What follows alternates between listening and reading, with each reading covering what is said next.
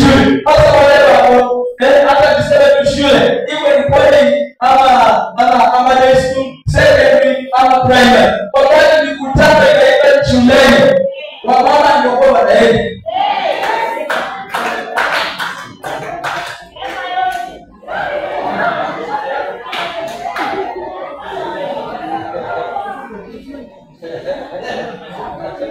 Sasa kila siku anajua mama huyu ni mama wa Afrika.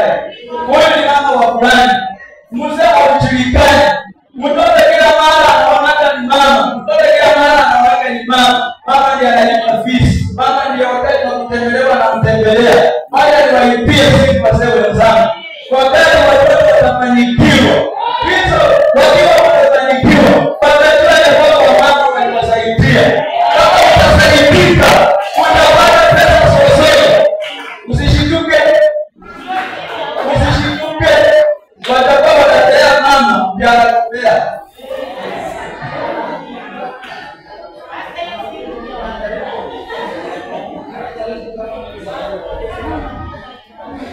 Kwa sababu mtoto anataka kama kuna mzazi anapenda ni mama. Ndiye anakuwa anakuja kuniona shule. Ndiye anakuja kunitembelea. Ndiye anakuja kunipigia pisi. Lakini hii biashara sio kama mama kwa wanajua kila mara. Wakati mwingine sisi wenyewe tunashughulika, tumetoa tumepeana wao wapeleke. Wao ndio messengers.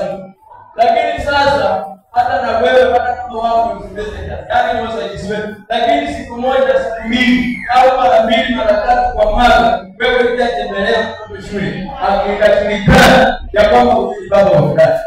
Ili hiyo siku mmoja amefaulu, wakati amekuja na kipunda, kwanza atie babako kwa sababu wewe ndiye katika kanisa. Na kama kuna mtu wa kubariki, ni wewe babako kubariki mtoto. Kwa hiyo waasie kwa.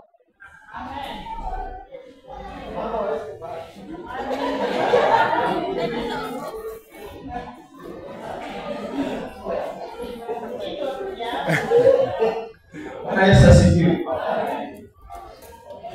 Msashughulikia jamii yako.